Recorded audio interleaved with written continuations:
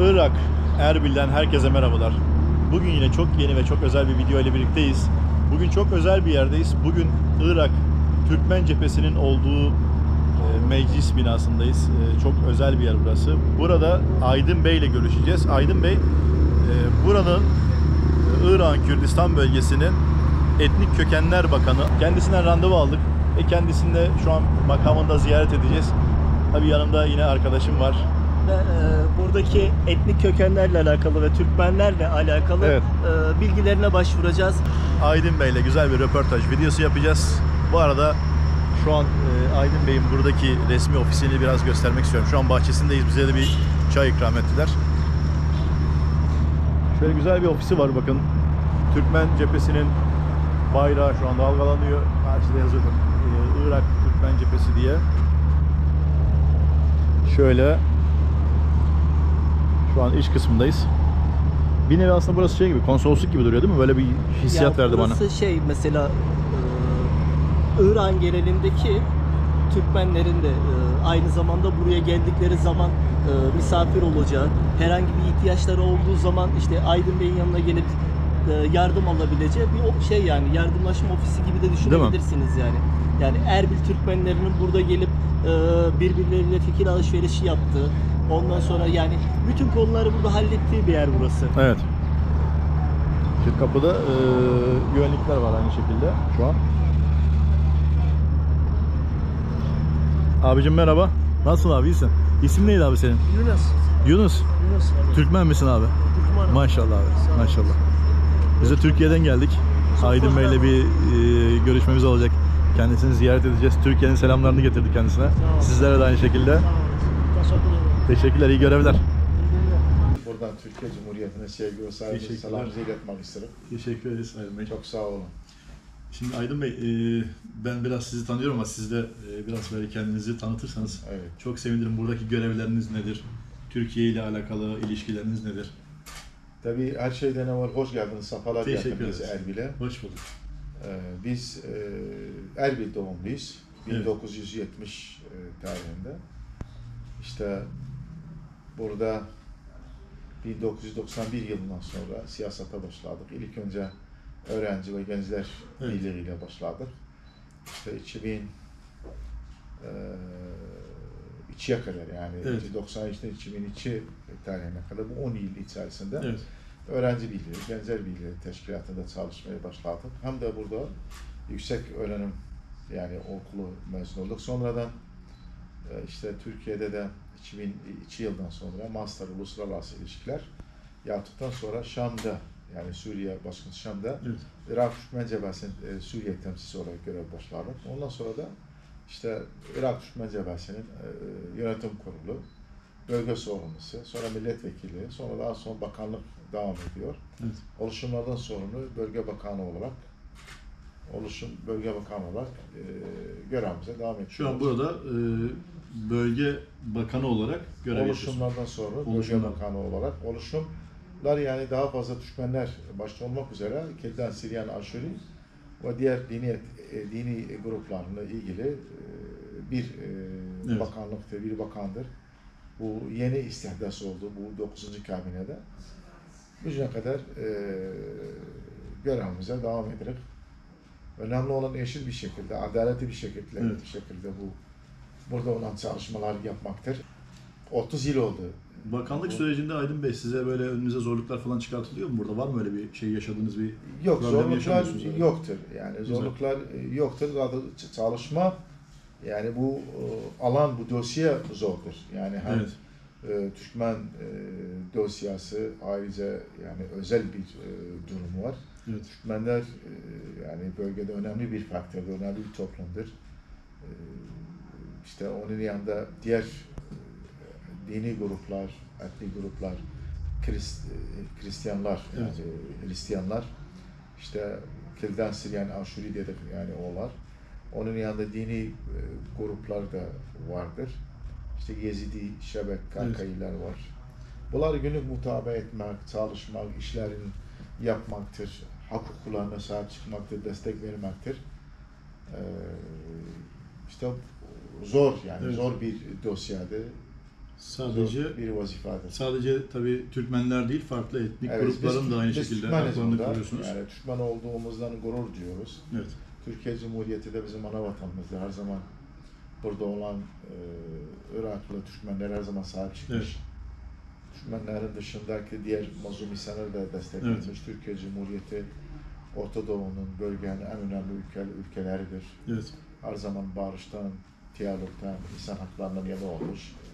Sadece Irak'ta değil, Irak'ın işte Suriye'de de, başka ülkelerde de her zaman Türkmenler başta olmak üzere diğer etnik gruplarına da, diğer insanlara da sahip çıkmış. Gerçekten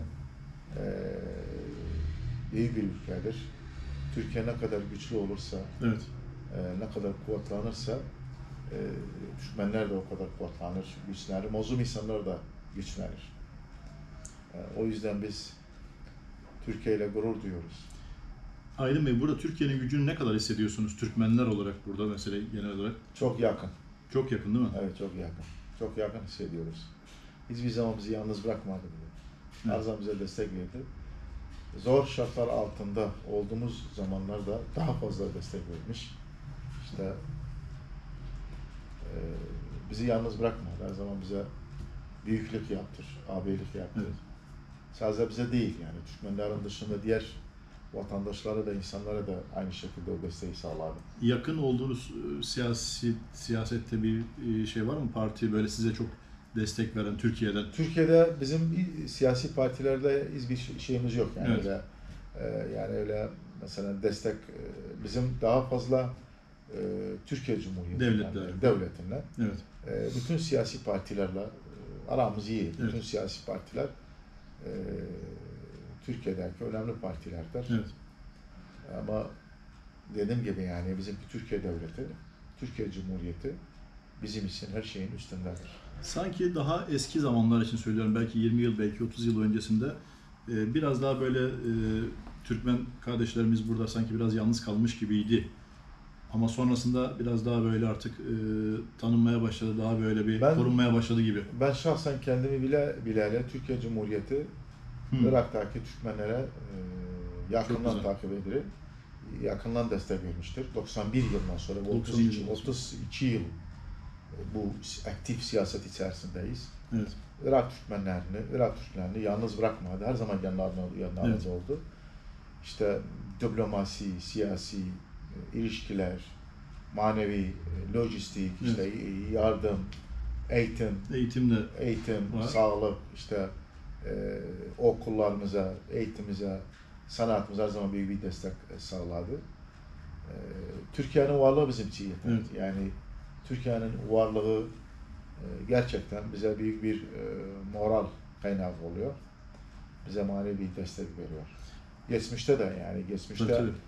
yani bir Osmanlı İmparatorluğu'ndan sonra biliyorsun yani o dönemde Birinci Dünya Savaşı'ndan sonra Irak'taki Türkmenler Irak'ta kaldı. Irak Türkleri olarak Irak Türkmenleri 1926'da Ankara Anlaşması yapıldı. Artık Irak'taki Türkmenler Irak'ta kalmayı tercih ettiler. O dönem bu şekilde, şartlar bu şekildeydi. O dönemden bugüne kadar Irak'ta yaşayan Türkmenler için bir zor süreç oldu. İşte bu süreç içerisinde işte bize her türlü baskılar, tehditler oldu Irak içerisinde. Biz hala Irak'ta bu 100 yıl içerisinde Osmanlı İmparatorluğu'ndan sonra Evet. Kültür varlığını, milli varlığımızı korumak için, ulusal varlığı korumak için mücadele veriyoruz. Bu bizim için büyük bir adım oldu. Şu anda Irak'taki Türkmenler, Kerkük başta olmak üzere Irak'ta işte Erbil'de, Musul, Tilafer, Dusur, Matu'da, Bağdat'a kadar, bu taraftan işte Mendeli'ye kadar, Şifre bölgesi, bu bölgede yaşayan biz Türkmenlere bölgesi diyoruz bu bölgede. 4 milyona yakın Evet, 4 milyona yakın. bir Türkmen varlığımız vardır. Yüksek bir sayı. Tabii bu mühim bir rakamdı da. Evet. Türkmenler her zaman barıştan yana olur, diyalogtan yana olur. Evet. Önemli bir toplumdur. İşte bu bölgede yaşayan, bizimle yaşayan Kürt kardeşlerimiz olsun, Arap kardeşlerimiz olsun, Hristiyan kardeşlerimiz olsun, diğer gruplarla aynen birlikte yaşamayı daha fazla tercih ettik. İşte bizim birlikte yaşamak bizim için önemli bir prensiplerdir. Önemli bir varlıktır. Bu çerçeve içerisinde de hak hukuklarımızı da koruyoruz, talep ediyoruz. Bizim için bunlar önemli varlıklardır, önemli bir çalışma olmuştur. Bundan sonra da bu şekilde devam eder bu çalışmalar. Mühim olan istikrar, siyasi istikrar, emni istikrar. Bu istikrar içerisinde de Türkmenlerin varlığını işte bu hem siyasi hem milli varlığını da korumak da bizim görevimizdir. Milli bir görevdir. Evet. Dediniz ya bir dönem işte Türkmenlere karşı biraz sıkıntı verildi, tehdit olabildi. Bu bir etnik gruplardan mı oldu yoksa yok, farklı ülkelerden mi? Irak'ta olan iktidarlardan oldu. İktidarları zamanında. Yani geçmiş dönemde farklı sürekli bu tehditler vardı. Evet. 1900 işte diyelim 70'lerde, 80'lerde, ondan daha evvel özellikle de Baas Partisi döneminde, o dönem yani o dönemde sürekli o tehditler, o baskılar vardır. Ayrıca da şu anda da yani Irak'ta biliyorsun 2000 yılında bir rejim değişikliği oldu. Evet. Şu anda Irak'ta işte parlamento sistemi var. İşte bizim hem Irak'taki parlamentoda biz milletvekillerimiz var. Şu anda bu hükümette ne yazık ki bir Türkmenlere bir temsiliyet veya bir bakanlık tanıtmadılar. Bunun Türkmenler Irak Anayasası'na göre 3. ana unsurdur. Yani Araplardan, Kürtlerden sonra Türkmenler geldi sayı olarak, o varlık olarak. Aynı zamanda Türkmenlerin tarihi büyüktür yani bu bölgede. Evet. Yani Osmanlı'dan daha evvel biz burada 6 beylikler, 6 devletler kurduk. Yani Türkmenler, ondan sonra Osmanlı İmparatorluğu'da devam ettirdik. Biz bu dönemde Irak'ta yaptığımız veya Orta Doğu'da Irak'ta işte o dönemde yaptığı iktidar ve İslam adına yapılan bu iktidar, hükümdar sayesinde hiçbir kimseye burada bir adaletsizlik yapılmadı. Her zaman adaletli bir politika, bir siyaset yapıldı. İnsanlar arasında bir ayrım yapılmadı. Etnik gruplar, dini gruplar arasında bir ayrım yapılmadı. Ama ne yazık ki şu anda yani Irak'ta olan biz bu ayrımı görüyoruz yani. Evet. Yani bunun şu an oluyor. Şu anda Türkmenler önemli bir faktördür. Evet. Önemli bir unsur. Bir geçmişte bir tarih sahibidir. Bir kültür sahibidir. Önemli bir varlık sahibidir Irak'ta. Bugün Irak hükümetinde yeri yok. Yani Irak hükümetinde bir temsiliyeti yok. Mutlaka temsiliyeti olması gerekir. Evet. Yani bir bakanla ve 2 tane bakanla katılımı olması gerekir. O kadar nüfusa göre. Tabii bu Irak Cumhurbaşkanlığında yeri, vazifası olması lazım, görev olması lazım. Başbakanlıkta olması lazım Irak'ta. Bunlar önemlidir. Yani bunlar katılım anlamıyla önemlidir. Manevi anlamda önem taşımaktadır. O yüzden biz mücadelemiz devam ediyoruz. Diyalogla, hivar yoluyla, barış yoluyla hukuklarımız elde etmeye çalışıyoruz. Adım adım ilerliyoruz. Tabii bizim için bu asas üzerinde çalışıyor. Yani bizim Türkmenler dediğim gibi önemli bir unsurdur. Yani. Sizin çok güzel çalışmalarınız var. Bunu ben de takip ediyorum. Bilenler zaten biliyor. Irak içerisindeki Türkmenlerle alakalı. Ama dediniz ya daha önce de Suriye'de de görev yaptınız. Suriye'de de çok fazla Türkmen kardeşimiz var ve bu göçlerden dolayı onlar da bayağı bir zarar gördü. Mesela oraya şu an Suriye'deki Türkmenlere kim sahip çıkıyor? Türkiye'nin sahip çıktığını biliyorum ama orada sizin gibi onları savunan bir var. Onların da Suriye bölge Türkmen sorumlusu var mı? Evet tabii Suriye Türkmen cephesi var. Evet. Onlar da Suriye Türkmenleri bizim soydaşlarımız. İletişim halindesiniz yine onlarla. Tabii onlar bizim yakın dostlarımız, yakın arkadaşlarımız. Zorluklar var mı peki onların? Tabii onlar da çok zorluklar gördü, çok baskılar gördüler bu dönemde. O zamanki önceki dönemle şimdiki dönem arasındaki farklar nedir mesela? Neler değişti Türkmenler için? Tabii fark var. Tabii geçmişten bugünkü dönem daha farklı. Evet. Şu anda daha fazla bir ilerleme var. Evet. Katılım daha fazladır. Elbette de Türkmen varlığı çok mühimdir, önemlidir. Şu anda biz 2010 yani 2010 tarihinden sonra Evet. bu 13 yıldır burada Irak Türkmen Cephesi'nin tekrardan faaliyete geçmesi iyi bir aşamaya geldi. Yani iyi bir marhaleye gelmiştir. Evet. Şu anda aktif bir şekilde, itibarlı bir şekilde bölgede siyasetini yapıyor. Bu da en büyük hizmeti buradaki vatandaşlara, Türkmenler olmak üzere o hizmeti yapıyor, sağlanıyor. Evet. Bu da güzel bir anlayıştır, güzel bir aşamaya geldi. Türkiye'de yaşanan deprem, büyük bir deprem yaşandı yakın zamanda. Onunla alakalı sizlerin de buradan bir çalışması olduğunu biliyoruz. Destekler olduğunu biliyoruz. Nasıl destekler verdiniz Türkiye'ye, ana vatana? Onları bir anlatabilir misiniz biraz? Tabii biz çok üzüldük gerçekten. Evet. Iraklı Türkmenler olarak da 6 Şubat'ta 2023'te yani bu yılda Türkiye Cumhuriyeti'nde meydana gelen bu Evet. deprem gerçekten bütün insaniyeti, bütün insanları üzmüştür. Yani bir yılın felaketi olmuştur. Evet. Ne yazık ki bu deprem sonucu birçok insanlar hayatını kaybetmiştir. Birçok insanlar da yaralı olmuştur. Hayatını kaybeden vatandaşlarımıza Allah'tan rahmet diliyoruz. Yaralılara da acil şifalar diliyoruz. Tabii Türkiye Cumhuriyeti büyük bir ülkedir. Evet. Güçlü bir ülkedir.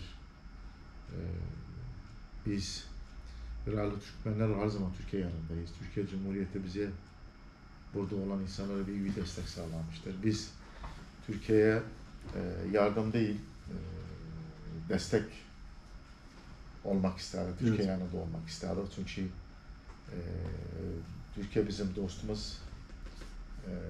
Bizim için her zaman büyük bir varlık.